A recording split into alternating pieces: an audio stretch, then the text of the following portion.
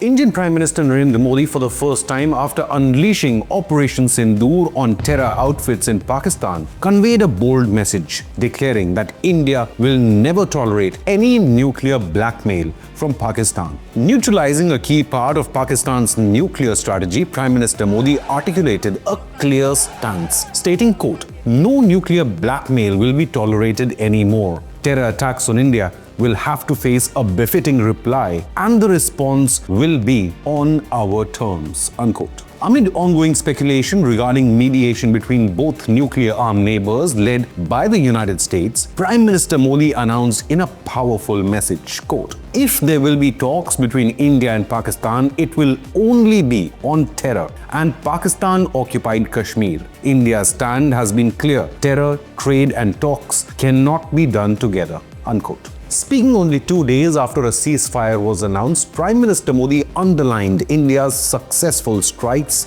on terror bases inside Pakistan. The Prime Minister stated how Pakistan has not anticipated the destruction caused by India in just 3 days, which forced Pakistan to call for a ceasefire. हम अपने तरीके से, अपनी शर्तों पर जवाब देकर रहेंगे.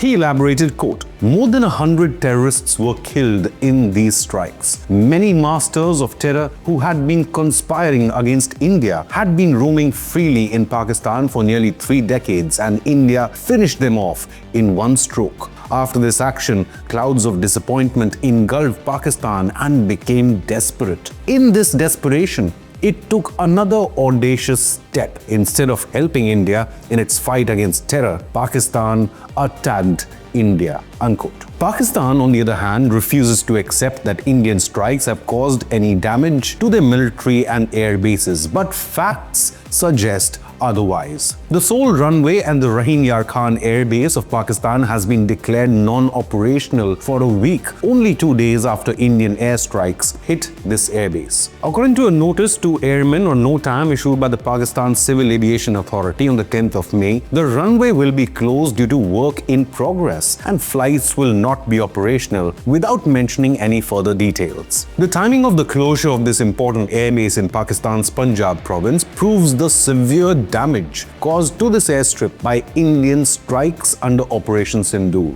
Remember, at the Rahim Yar Khan Air Base, satellite imagery shows a massive crater right in the middle of the runway, making the airbase nearly unusable for Pakistan. On the 11th of May, the Indian Air Force confirmed its strikes on the Rahim Yar Khan Air Base and even provided verified satellite imagery to showcase the damage caused. In a major blow to Islamabad, the strategic airbase located near Rajasthan's border was destroyed by air-launched precision weapons from Indian fighter aircraft like the Rafale and the Sukhoi 30 NKIs. Being a critical forward operating base near Pakistan's capital, it is mainly used for rapid deployment and drone activities. Moreover, footage verified and geolocated displayed additional destruction to airbase's infrastructure, with collapsed walls and pillars evident in the footage. The Indian government confirmed that the airbase was targeted in a carefully calculated move to neutralize Pakistan's military infrastructure while minimizing collateral damage. The strike on the Rahim Yar Khan Air Base was part of a wider Indian offensive on the 9th of May, targeting Pakistan's military infrastructure. Damage was inflicted by India on other sites, including Noor Khan Air Base in Rawalpindi, Rafiki Air Base in Shorkot, and Murid Air Base in Chakwal, as confirmed by Wing Commander Vyomika Singh and Foreign Secretary Vikram Misri. And if this was not enough, Indian forces went on to debunk claims made by the Pakistan Army.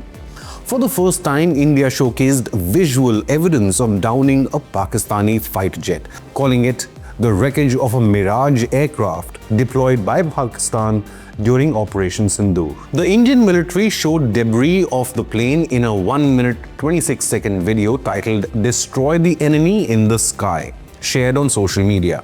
Air Marshal A.K. Bharti, Director General of Air Operations, declared during the press conference that Our battle-proven systems stood the test of time and took them head-on, unquote. Air Marshal Bharti made another stunning revelation during the press briefing and admitted to downing several Pakistani fighter jets.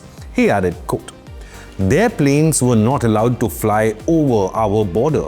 We definitely shot down several planes and they have suffered losses on their part," unquote. On the 11th of May, the Pakistani military, during its press briefing, admitted that one of its aircraft suffered minor damage during skirmishes with India. Images on social media showed a Pakistani jet lying in tatters on the ground. Social media users claimed a Pakistani JF-17 jet had also been shot down, but the Indian military did not verify this report. Other reports suggesting that a Pakistani AWACS aircraft too had been shot down. Later, Islamabad claimed it was damaged when India bombed one of its air bases. So is Pakistan slowly accepting defeat to India? So while India is providing credible visual evidence and satellite images of damage caused by Indian strikes on terror outfits as well as Pakistani military bases, Islamabad ramped up its misinformation warfare against India. It's unbelievable that Pakistani official handles posted video game footage to claim an Indian fighter jet had been downed. Islamabad used both official channels and social media to incite communal unrest, spread false reports about military strikes, and an attempt to cause panic inside India. Among the most outrageous lies spread by Pakistan, backed by China, was photoshopping pictures of Indian military bases to show damage, as well as circling a random piece of land to show an Indian S-400 had been damaged. Both were fact-checked on X, and Pakistani misinformation was mocked all over the world. Satellite images as part of India's fact-checking efforts showed no damage had been caused to any Indian airbase, refusing claims made by Pakistan. Now here's the real fact. After only 3 days of air battle, India had already established total air superiority over Pakistan, hitting nearly 11 air bases and damaging air defense systems from Lahore to Karachi. India showed it can drop any missile with pinpoint accuracy at any location inside Pakistan, and then the Pakistani Air Force would be helpless in preventing any Indian strike. The latest air battle has proved India and Pakistan are not in the same league. While India is the world's largest democracy and soon to be the world's third biggest economy, Pakistan is a failed extremist state where its military is deeply intertwined with UN-designated terror groups. But have your say. Was India right to call out Pakistan's nuclear bluff? Leave a comment with your opinion, hit the like button and subscribe to Inconnect News.